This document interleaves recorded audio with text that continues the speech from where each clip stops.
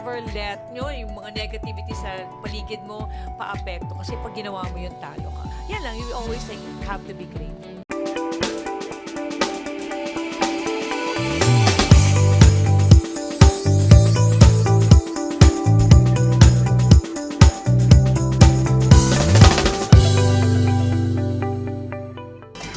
Yan, magandang hapon po ng Miyerkules sa inyong lahat. Ang bilis ng araw. Parang kailan lang, Lunes, Miyerkules na. Oo. Tapos, malapit nang magtapos ng July. Ang bilis, no? Ang bilis, ang Nakakalahati, nakapitong buwan na agad tayo.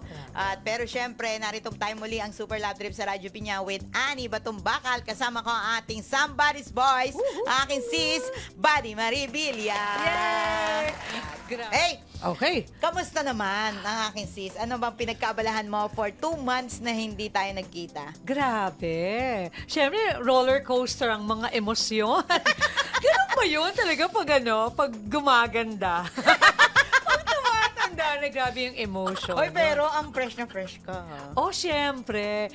Hindi, next mindset. Hindi halata, na may pinagdadaanan. Hindi halata na. Siguro lang talaga. Actually, I was like talking with a friend. She came from the US. No, hi! Shout out Miss Marijo! Alright. Yes. So, we were talking about, grabe, yung emosyon natin, up and down. And yun lang, you choose to be better. You choose to, ano yung isipin mo? Ganon. Kasi, sis, siguro mga 3 weeks or 4 weeks ago, down ako. Again, emotion. Kasi ganun, pag gumaganda, tumatanda. So, up and down yung emotion. Tapos biglang naisip ko lang, oh my gosh, kung last day ko today, oh my God, ang lungkot. Alam mo yan, so sabi ko noon, ay nako, hindi dapat. No? You choose to be happy. You choose to look at things that you're grateful for. Yun na lang. So, yan, kaya siguro fresh tayo. Tsaka yan, nagkape. Nagkape tayo. Napapag-usapan natin yung roller coaster na emotion, no? Oo. Tapos, ikaw nga naamin mo, sinasabi mo dito sa atin na ikaw ay may pinagdadaanan. Alam mo, yung gratefulness, no, kahit na may pinagdadaanan ka, ano ka pa rin, yung parang solid pa rin yung pagkatao mo. Oo. Ipinipili mo pa rin maging mabuti at maging masaya. No? Oo. Kasi lagi naman talaga yun pero mahirap, ha? Mahirap. Meron pa rin ako mga moments talaga. Pero I allow it na magstay lang. Siguro may airtime yun, pero balik ka ulit sa grateful. Kasi magtatampo na talaga si Lord. Sabihin na, walang yung to. Ang dami-dami kong binigay sa'yo na things to be grateful for. The mere fact na nagising ka, diba? Yun. So, talagang dapat. Pero you really need to practice to be grateful. Yes. Be grateful. Oo. At dahil dyan, pakita muna natin yung isa sa video mo tungkol sa gratitude. Wow! Ayan. Wow. Okay. Rolling please. Panoorin niyo po ito. With gratitude. Alam nyo, research shows that practicing gratitude regularly can improve mental health and increase happiness by up to 25%. Huh? 25%? Ako naniniwala dyan. Why?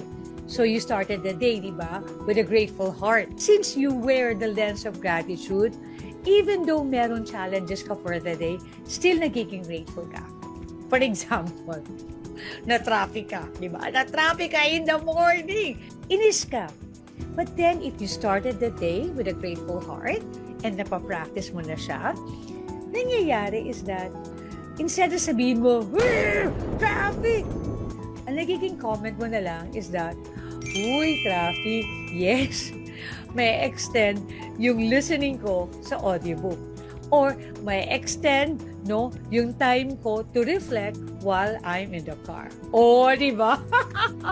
Yun talaga nagagawa pag you wear the lens of gratitude. Diba? Alam mo, sis, kanina, ikaw nga nasa kotse kay ako ang sasakyan ko is e-bike. Oo. Si Radina. Endorser ka na doon. Alam mo, kanina, hinatid ko kasi may inutos sa akin yung anak ko na ihatid sa kanilang bahay. So, pagliko kong ganon, iintayin ko sana yung kotse na mauna siya. Pero alam mo, nakastop siya. Yung parang pinapauna niya ako. Alam mo, sabi ko sa kanya, thank you! Tagal ako, thank you!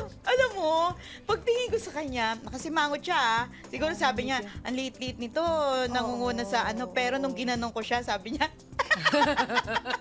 tapos habang nag-aandar ako, naisip ko, maraming taong nag-aaway sa kalsada, no? Maraming taong nag-iinitan ng ulo. Pero siguro, kung lagi tayong grateful, kung lagi tayong happy, yung simpleng gesture na, thank you, kaway, kaway ka lang. Ang laki pala ng impact nun sa kapwa mo, no? Nakasimangot siya, pero nung ginanong ko siya, sige ang kaway niya, no? Kasi nga na-acknowledge mo, no? Oo. Pero anong naisip? Wala lang, no? Bigla ka lang nagsabi na magpapakita ko. Hindi ko alam kung babae siya o lalaki. Oo, no? Pero, di ba, tama yung nakakapagpasaya ka. Oo, kasi di ba, ang dami na nag-aaway. Di ba sa kalye, no, yung road rage na yon, yeah, you just choose to be happy. And again nga, di ba, siguro sa age kasi natin, di ba yung guest natin kanina, yung nauna sa atin, di ba, 70 years old, no? Yung host, si Pastora. Di ba? 70 na yon. Tayo, malapit na. So, di ba, dapat mga... Kung yun na yung last day mo, at least, no, nagpasaya ka ng ibang tao. Mahalaga talaga yung meron tayong sense of gratitude. No? So, grateful tayo sa lahat ng bagay. Sa sobrang dami ng binigay sa atin, yun na. Kasi nga, di ba, for example, kung you choose to be grateful, you know, yun yung naglalo nagmamagnify eh.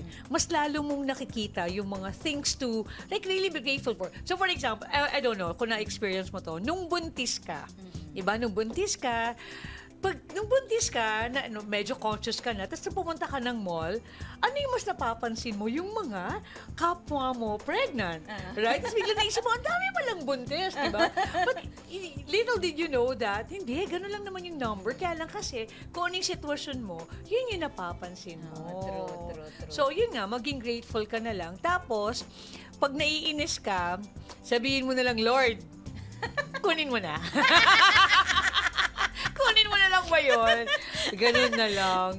Alam mo, sis, di ba, sinasabi ko nga rin sa kanila, sa bawat sitwasyon, anumang sitwasyon meron tayo, lagi natin tignan kasi iba-iba tayo ng perspective eh. Akala natin, nakakaawa siya, pero siya pala ay hindi naaawa sa kanyang sarili, di ba? Oo. Yung tipong, pag-aanoy natin, wala siyang bahay, mahirap siya. Pero kahit mahirap siya, kung masaya naman siya. Correct, diba? Oo, meron mga tao na parang, bakit ako stress na stress? Gusto ko pa ng ganito, tapos siya happy lang naman siya. Diba? Siguro yung naturo sa atin ng pandemic na, no? Yung parang, meron tayo kanya-kanyang buhay, kanya-kanyang pinagdadaanan. We just have to, siguro respect, no? Yes. Respect. Alam mo ba dati, meron akong mga nakikita na nag-gain ng weight, no? Eh, yun parang, ano ba naman ito? Pinabayaan yung katawan. Ganon, judgmental ka nun eh, no? Pero little did we know that meron pala sila mismo, meron silang medical condition na yung gamot na iniinom nila nakakapagpa-gain sa kanila. So, hindi nila ginusto yun. So, hindi ka nalang nagiging judgmental. Kumbaga, inaano mo na lang na, okay, cute. Malusog siya. Diba? So, yun na lang. Talagang dapat respect natin yung mga pinagdadaanan ng mga tao. Kanina sabi mo, nung off-air tayo, sis, may pinagdaanan ako, ganon, ikaw. Sabi ko, nagbigla ako dun sa tanong mo. Tapos ang sagot ko, wala naman. Tapos pagkatapos na-realize ko, no, for 2024, sobrang ganda ng taon ko. Ngayon, 2025, dire-diretso. Ang swerte ko kasi hindi ako yung roller coaster, chuchu-chuchu. Parang, eto, okay lang. Saya, sobrang sayang-saya. Wow. Repeat. Times 2. No, grabe. Grabe. Actually, pinag-usapan namin yan ng friend ko. Sabi ko, bakit ganon? Bakit parang ang dami nating pinagdadaanan? Parang sobrang tayong sinistretch. And then, sabi namin, no, na-realize namin, kasi we want more. No, for example, okay na yung buhay niya dito sa Philippines, no? May-ari siya ng kumpanya. But then, kasi she wants more, that's why pumunta siya ng Amerika. Ngayon, kung gusto mo ng mas more na ibang level ng buhay mo, iba yung struggle niya doon. So, sabi siguro ni Lord, you want more eh. So, I'm gonna give you more. You know, if you want this level, dapat meron ka rin mas marami ka para ma-encounter mo yun. So, sabi ko, wag na. Wag ka nang magreklamo kasi gusto mo nga ng more. Pero friend, hindi ko yan i-jinx. Pero Lord, ang saya-saya niya. Hindi pwede, Lord, no? Nandamay. Lord, Hindi, ako naman, syempre, dumadaan din sa mga, yung may takot, may kaba na, wala na akong pera. Hindi mo ka. Paano kaya to? Pero alam mo, nagigilty ako. Pagka ako ay nagkakaroon ng takot at tipong na medyo nanlalambot na ang mga anak naglalambot na ako, wala na akong savings. Nagigilty ako kasi, ano ba? Yan lang ang problema mo. Pera lang, 'di ba? Wala ka lang pera or kulang ka lang sa pera o hindi mo lang mabili yung gusto mong bilhin. Pero wala yun. Yan ang pinakamadaling problema. Oo. Alam mo, totoo pala talaga yan. Yung pera, wala yan. Compared sa, kunyari, may problem ka, kunyari lang no, sa asawa, sa relasyon, may nagda-drugs, may mga ganun. Or, relationship sa mga family, kasi ang pera, madali mo lang. Yan, wag ka na lang lumabas, di ba? Wag ka na lang lumabas. Tipirin mo na lang sarili mo. Wag ka mag-Starbucks. Di ba? Madali yun eh. Hindi halata na wala kang pera kung tipong ano-ano ka lang. Hindi nila alam, ang laman na wallet mo, 150 pesos, di ba? Pero alam mo, sa training namin, like ko sinasabi ganito, sino dito ang mukhang pera? Ikaw, tanungin kita, sino dito, mukha ka bang pera? Maling tanong. Bakit? Bakit ka mukhang pera? Kasi syempre, gusto ko lagi ako may pera, kaya mukha akong pera. Pagka ng tipong may chance na kumita ka, magkaroon ka ng komisyon, sasabihin ko kagad, meron ako dyan mukha kang pera. Mukha kang pera. Pero totoo yun, mukha kang pera. Kasi usually nga gano'n, di ba? Sino dito mukhang pera? Nahihiya yung mga tao. Sobra naman, hindi naman. Pero tinatanong ko, yung second question ko, sige, hindi kayo mukhang pera. Sino dito mukhang walang pera? Ay, ayoko yun. Hindi sila nagtataasan. May mukhang pera ka na lang. Mas okay yun, mukhang pera kaysa sa walang pera. Mukhang walang pera. Yun nga sinasabi nila, abundance mindset eh. Hindi mo naman, kunyari, di ba, tinanong ko sa'yo, mukha kang pera? Hindi ko naman, di ba, titingnan yung wallet mo, di ba? So, gano'n na lang talaga. Mukhang pera. Mukhang pera. Grabe. Pero dahil dyan, tayo rin ay nakakaranas ng mga panahon na nalolobat tayo. Napapaghinaan tayo ng loob. Yung tipong, ang tawag dito, yung energy mo ay masyadong mababa. Yung down na down ka. Minsan meron akong ganyan din na pagka huwag niyo muna akong kausapin. Ako yung masyadong low ang spirit ko for today. Pero, i-roll muna natin yung yung iyong Somebody's Voice tungkol sa lobat ka na. Wow! Ayan! Lowbat ka na? Kung lowbat ka, saan ka nagre-recharge? Ako, kapatid, alam mo kung saan? Sa Peace! Dito ang charging station ko. Kasi di ba we hustle hard, we grind every day.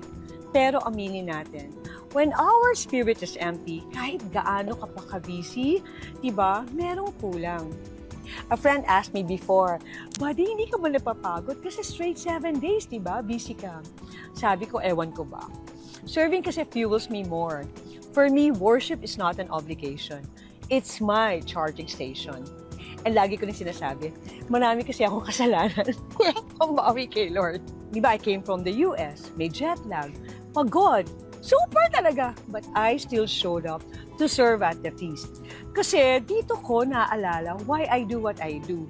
Dito ako binubuo ulit. So, if lowbat ka rin, alam mo na, balik ka lang sa source. Balik tayo kay Lord. So, this is somebody's voice sharing to you my charging station. Ikaw, pag lowbat ka, saan ka nag-recharge? Ako alam ko kung saan ka nag-recharge. Saan? Yung sa heads pa mo kanina. Ayun, isa yun sa sa charging station. Oo. Yung pupunta ako sa masahihan, sa soulful healing, magpapa ko yung ginagawa ko sa Soulful Healing Company by Hope. Tapos yung aking, syempre, pamganda-ganda ng peg. Yung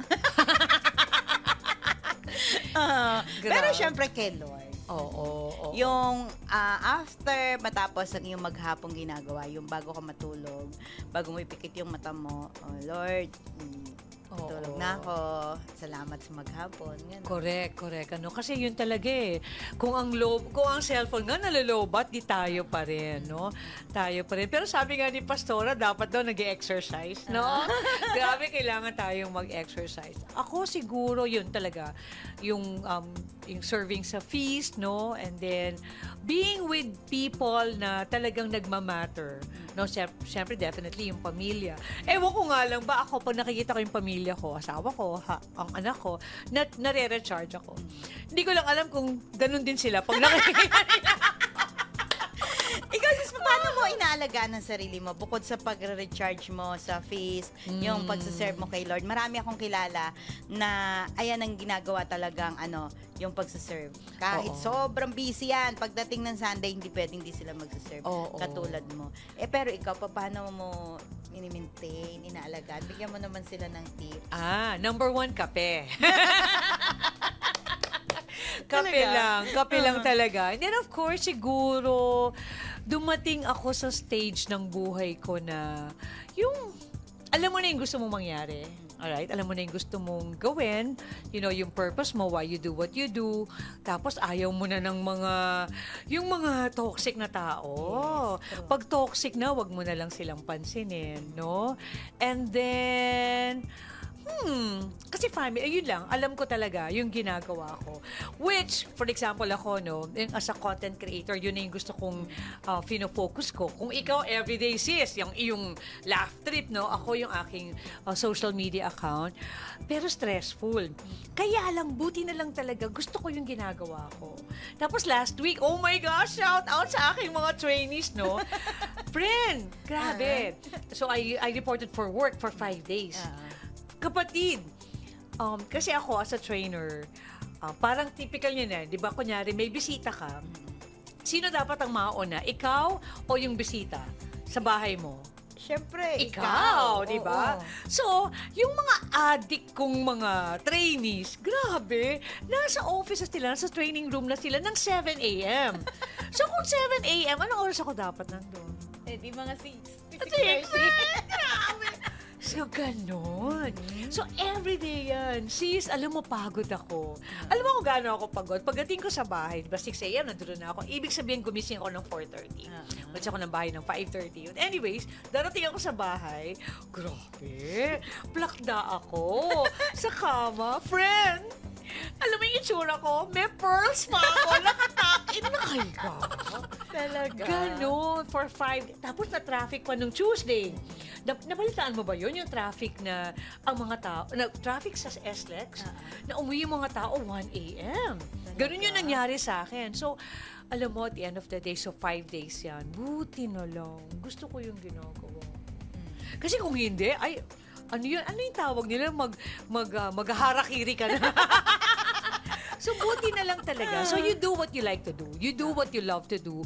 And then, do what makes you happy. So, yun lang. Pero, again, may pagod pa rin kasi tao ka pa rin. No? Pagod ka pa rin. Pero, again, you have to love lang what you do. Mahalaga yun no? Oo. Parang ikaw. Ikaw ba, sis, dumating ka rin sa puntong meron kang ginagawa na hindi mo gusto? Ay, oo. Meron. Paano mo nalagpasan yung mga ganong bagay? Lagi mo na lang sinasabi. Well, kunyari, kung kailangan sa work, wala kang choice. Kailangan mong gawin. Talagang wala lang. Pero, alam mo yung quality ng work hindi maganda. Alam mo yan. hindi maganda. Pero ginawa mo kasi requirement yun. No? Kailangan mo. Kasi meron tayong mga ganyan, mga tellers. No? O, kunyari nasa bangko or kunyari nasa kahit anong work, no? Pero hindi nila gusto yung ginagawa nila. Ngingiti lang sila. Alam mo yung, may I have your order, please? Yung sa Jollibee. Pero, yung sa Jollibee na gustong-gusto niya ginagawa niya, alam mo yung nagpa-park ka pa lang, hello! Good morning! Ganun, ready ka na. So, yun, pwede mong, kung hindi mo gusto yung ginagawa mo, gagawin mo lang kasi required. Pero kung gusto mo yung ginagawa mo, talagang bibigay mo. Ngayon, kung hindi mo gusto talaga yung ginagawa mo, tapos andun ka, stuck ka, ay, ang sad. Kasi diba, kunyari, again, babalikan ko, kung last day mo na today, tapos yun lang yung, ginawa mo yung hindi mo gusto, ang sad. Ang sad. So dapat, today, matutulog ka, mahimbing, na kapag heads pa ka, di ba, na-enjoy mo yung buhay mo. Yes, true. Oo, totoo yan. May sinasabi ang aking lady, Binasabit. Ang haba pero babasahin ko to, mukhang Talking about being grateful, si DJ Annie, maraming naisalbang tao yan nung pandemic talaga. Mga nalulunod sa lungkot, sa halo-halong emosyon ng lockdown. Tapos maririnig mo ang matinis niyang boses, parang gagaan ng loob mo, maisip mo na, ay, oo nga, no? Sa kabila ng pandemyan to, may dahilan para sumaya. May dahilan para ngumiti. And that was the thing she gave to me. Kaya simula noon, I become one of her loyal viewer and supporter. Not only she brings laughter, but also genuine love and inspiration. Kaya that's what I'm grateful for to her. Wow! Diba?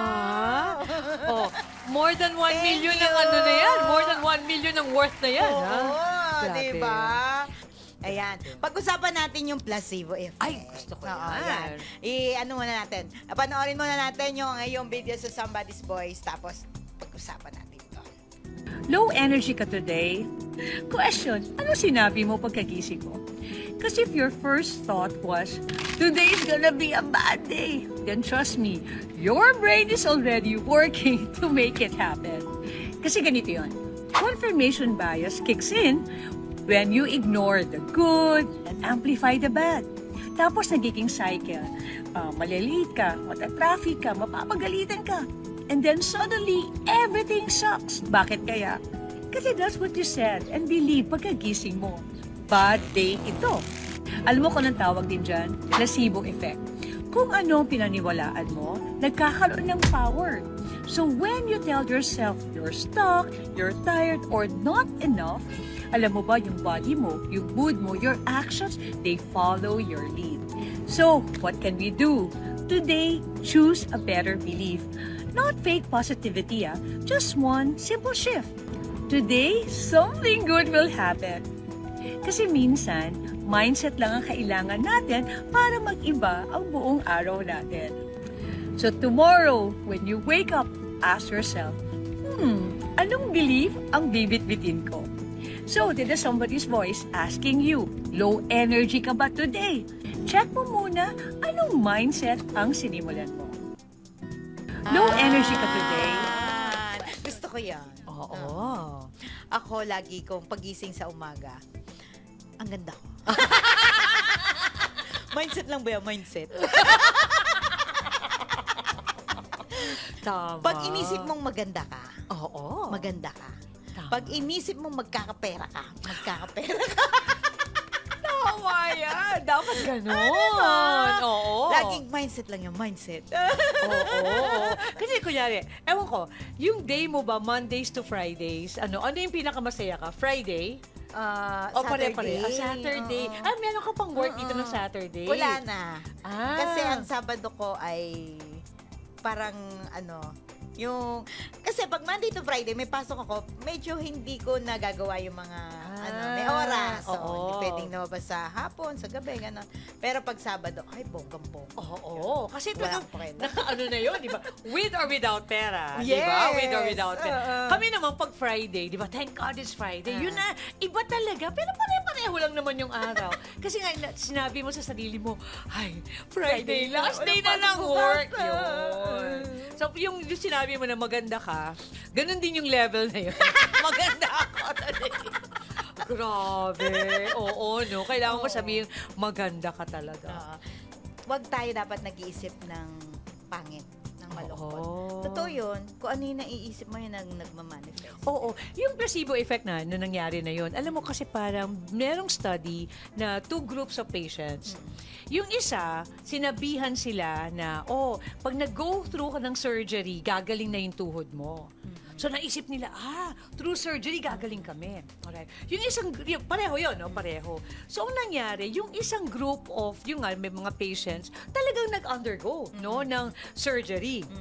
Yung isa, sis, walang surgery. Kunyari lang. Kunyari lang na may surgery. Pero alam mo yung effect, yung dalawang grupo na yun, pareho silang naniwala na gumaling sila.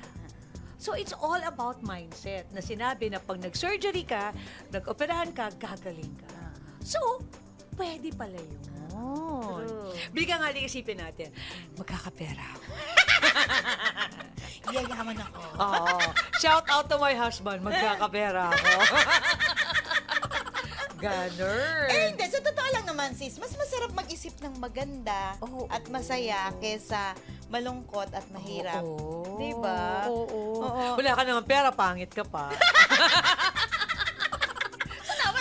Lahat maganda. Parang ang hirap isipin yung tipong, naku po, mag-iwalay yata kami na asawa ko. Oo. Naku po, may babae yata asawa ko. Oo. Diba? Isipin mo na lang, ano ulit? Lord, cool. Kunin mo na siya. Grabe. Pero again, mahirap. Pero siguro bakit ako ganito? Kasi pinapractice. Alam mo yung practice? Dapat ginagawa yan. Oo, ginagawa. Pero naku sis, before, hindi talaga. Hindi talaga. Pero yun kaya sinasabi ko, pag pagod ako, talaga akong pagod. Pagod talaga. Pero shift mo na lang, o at least mabilis. Hindi mo dinedenay, yung katotohanan na pagod ka. Sinasabi mo lang, okay, fine, pagod ako, buti na lang. Kasi kesa naman natapos yung araw, wala kang ginawa. Yun. True. So, isi-shift mo lang ng konti. Yan. Nakakatuwa nga nung last week, galing kami Boracay. Yeah. So, ang dami activity. Nung gabi na, parang talagang pagod na ako. Pero nung gabi, sumama pa ako sa mga anak kong lumabas for dinner. Alam mo, nagdi-dinner sila. Nakaganon. Sabi niya, gusto pa ng isip mo, hindi na kaya ng katawan mo, matulog ka na. Hindi, sabi ko, hindi, mindset lang yan. Kaya ko pa. pero, ganun pa rin. Kailangan, wag mo isipin. Kahit sumasakit na yung mga katawan mo, ganun, sis. Oo. Pagka may nararamdaman kang sakit, Oo. tapos ininda mo, lalo nga sakit. Oo. Diba? Huwag mo na lang siyang pansinin. Dead ma, pag may nasakit sa akin, iniisip ko yung pupuntahan ko. Oo. Yun.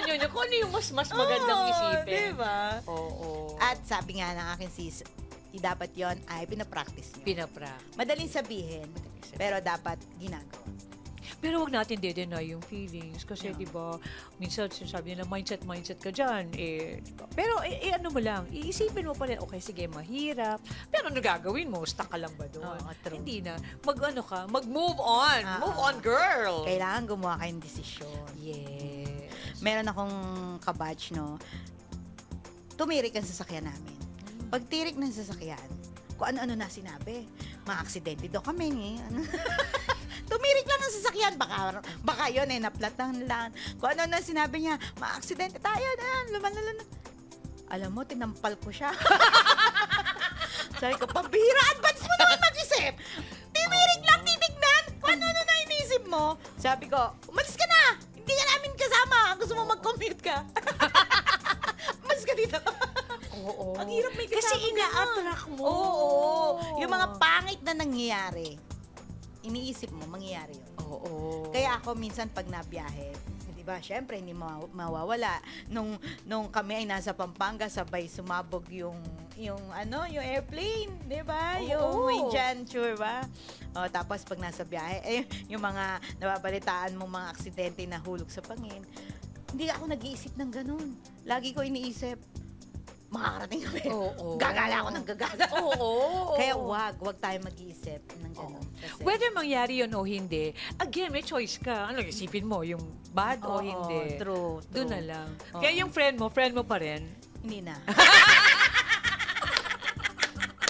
Ayoko na mga toxic eh. Oo. Ayoko ng mga negative. Oo. Ayoko nung palaisip ng pangit talaga. Oo. Mm-mm. Minsan, di ba, sa tao, pagka alam mo, si ganyan-ganyan yan. Ano kagad sa akin yun? Parang X kagad sa akin yun. Nag-iisip ka na masama sa kapwa mo, ibig sabihin, yung kausap mo, pinag-iisipan mo rin ng masama, di ba? Oo. Kaya ako simple lang talaga.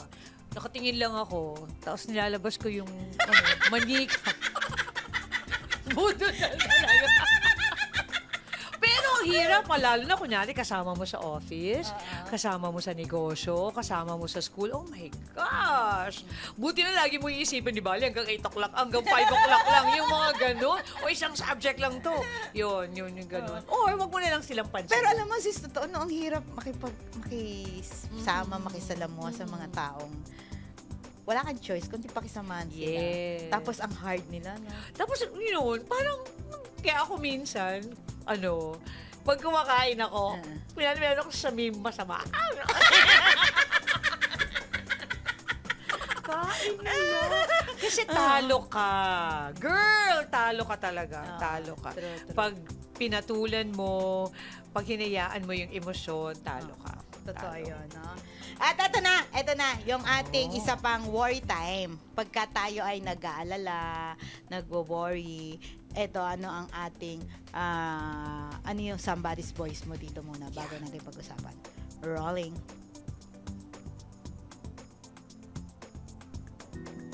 Diba ang daling sabihin na stop worrying? Pero diba, mas lalo tuloy tayo nag-worry. Kapag may problema tayo, we either deny it or drown in it. Overthink ng overthink, diba? Hanggang hindi na tayo makagalaw. So, here's a trick that changed everything for me. Friend, give your worry a schedule. Oo, bigyan natin sila ng airtime. Mga 15 minutes lang per day. And during this 15 minutes, write down your worries. Feel it, own it, and then let it go. You're not ignoring your emotions.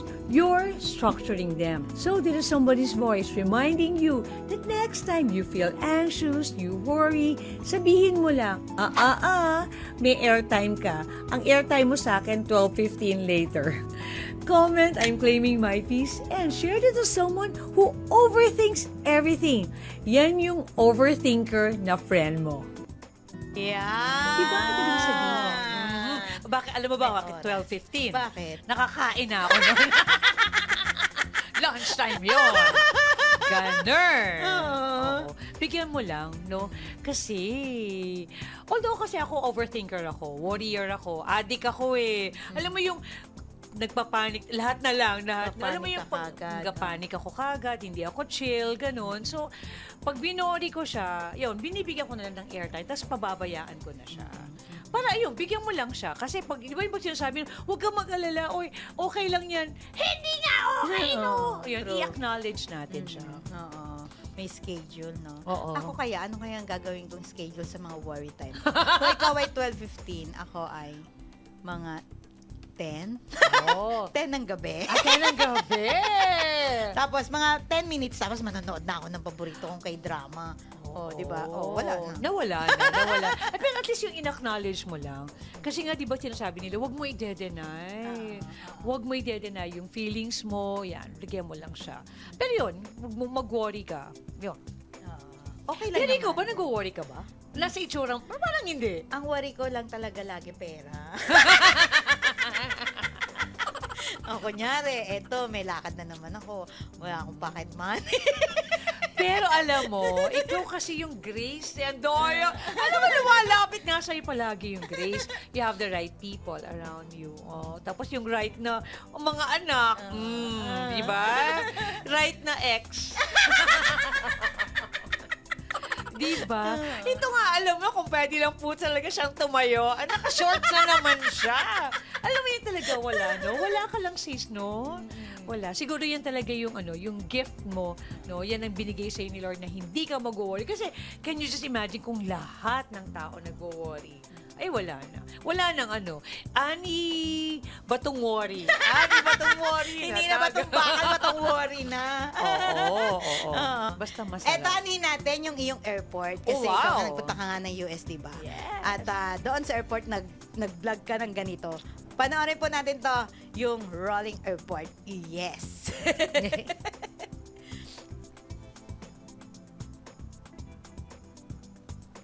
Alam mo, every time na nasa airport ako, I feel a mix of gratefulness, sadness, and hope. Kasi you see people leaving, you see people arriving, and people chasing their dreams. And ito pa, people coming home. Being at the airport reminds me that life is a journey. Minsan connecting flight, minsan delayed, pero tuloy lang. And in between all that movement, you get a chance to pause, to ask yourself, where am I going? So there's somebody's voice reminding you that no matter where you're headed, don't forget to look within. Because sometimes the real journey isn't where you're going, but who you are becoming. Ikaw, ano ang view mo pag nasa airport ka? Ano ang view mo pag nasa airport? Ako, ang view ko pag nasa airport ako, swerte ako. Biyahera! Kasi Biyahera! sinasabi ko, sarap ng pakiramdam pag nasa airport, no? Oo. Pero tama yan mo, no? Ako pag nasa airport ako, tinitingnan ko yung paligid ko.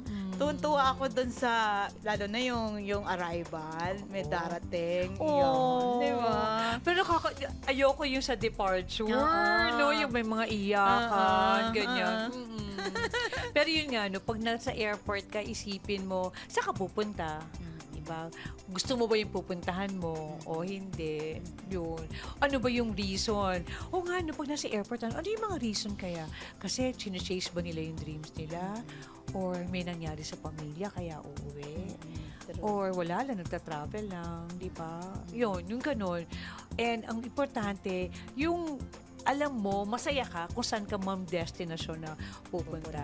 Meron akong portion doon sa video, di ba, yung parang who you are becoming, ay yung dinidream mo na who you are becoming. Alam mo, nag-post ako doon. Ha? Kasi sabi ko, gusto kong maging famous no, na author. Kaya, yun yung again, anong ginagawa mo para ma-reach mo yung dreams mo? Anong age ka nag-start mag-travel ng eroplano? Ay, unang sumakay ako ng eroplano, ako ay 37 years old. Wow! Sa Cebu. Oo. Oh. Meron akong friend, hindi ko makakalimutan. Sabi niya, Nina, nakasakay ka ng aeroplano ko. Hindi pa nga, 37 na ako. Sige, dadaling kita sa Cebu. Nilibre niya ako. Hanggang ngayon, hindi ko siya makalimutan. Nasa Canada na siya ngayon. Hi! Tapos, naputol. Naulit nung ako ay 45. Nung OFW ako.